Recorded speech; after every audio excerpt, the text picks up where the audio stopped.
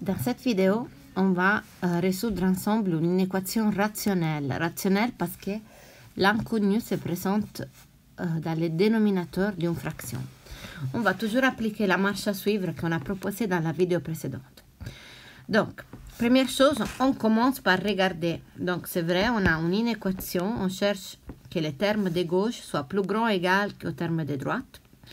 On avait dit que la première étape était d'avoir les membres de droit nuls. Donc, il faut appliquer les principes d'équivalence. Dans ce cas-là, appliquer plus 1 à gauche et à droite de la relation d'ordre afin d'avoir les membres à droite qui sont nuls. Donc, on a plus 1 plus grand égal à 0. Ok, donc là, on a fait les premiers passages. Si le membre de gauche n'est pas un polynôme, et ça, c'est pas un polynôme parce qu'il y a une division entre polynômes, donc c'est une fraction qui contient l'inconnu, il faut écrire ce qu'on a à gauche comme une seule fraction. Ce n'est pas le cas maintenant parce que c'est plus là et dehors de la fraction.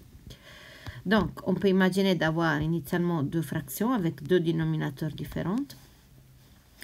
Et maintenant, il faut écrire ça comme une seule fraction. Donc, la première, c'est x au carré moins 1 moins x moins 5. La deuxième, en fait, on va l'écrire avec le même dénominateur, x au carré moins 1. Et donc, au numérateur aussi, on aura x au carré moins 1. Je peux donc écrire tout ça comme une seule fraction avec ce dénominateur. Je fais un passage intermédiaire afin que ça soit clair. Et donc, c'est moins x moins 5 plus x au carré moins 1. Tout ça, on les cherche où, pour quelle valeur de x il est plus grand ou égal à 0. On va aussi réduire le numérateur parce qu'on a des termes semblables. C'est moins 5 et moins 1. Donc, on a x au carré moins x moins 6 sur x au carré moins 1. Et on cherche où tout ça est plus grand que 0. Avec ça, on a écrit tout comme une seule fraction. Comme recommandé au point 2. Alors, c'est le moment où on essaye de factoriser les membres de gauche. Donc, on regarde bien. On a un polynôme de deuxième degré pour lequel on pourrait appliquer, par exemple, la méthode somme produit ou bien utiliser delta.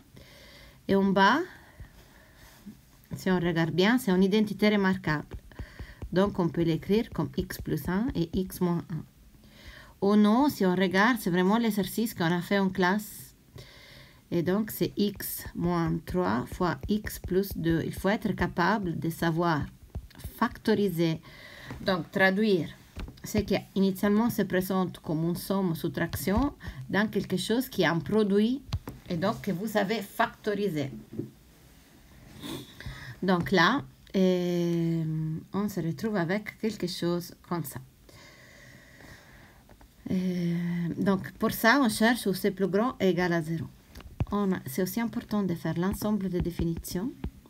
Donc, vous voyez les valeurs à exclure. Il faut exclure la valeur moins 1 et plus 1. Parce que si x égale à moins 1 et plus 1, le dénominateur est égal à 0. Donc, l'ensemble de définitions, c'est R, sauf, plus, moins 1. Comme ça, on a déjà fait l'ensemble de définitions. Donc, maintenant, en fait, les signes de toute cette fraction dépendra du signe des différents facteurs. Donc, on va étudier les différents facteurs. Vu qu'on a factorisé, on va chercher les valeurs particulières.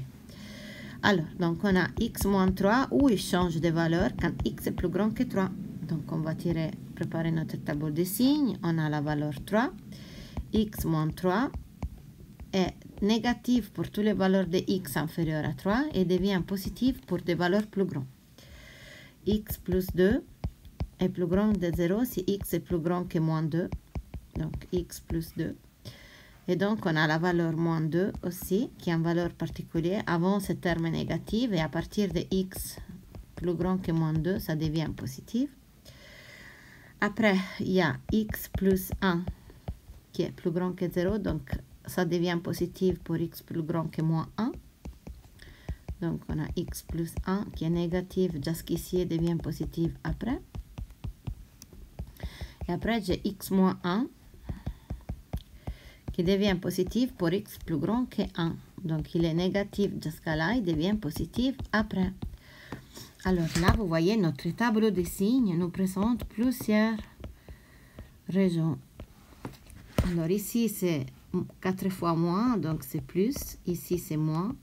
Ici, les produits donnent plus, moins, plus. Qu'est-ce qu'on cherchait? Nous, on cherchait quand ces produits étaient positifs. Donc, on veut cette partie-là, cette partie-là, cette partie-là. Et on doit faire extrêmement attention à ne jamais considérer moins 1 et 1 en tant que points, parce qu'ils sont exclus de l'ensemble de définitions et donc ils ne peuvent pas être présents parmi les solutions.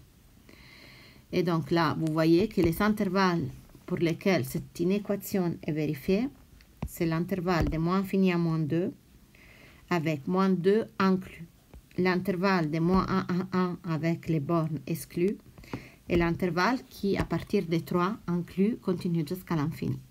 Et donc, l'ensemble S égale à moins infini, moins 2 inclus, uni à moins 1, 1 exclu, uni à 3 plus infini. Vous voyez que les valeurs 3 et moins 2 qui rendent 0 les numérateurs, on met la borne fermée parce qu'on cherche des valeurs plus grandes ou égales à 0.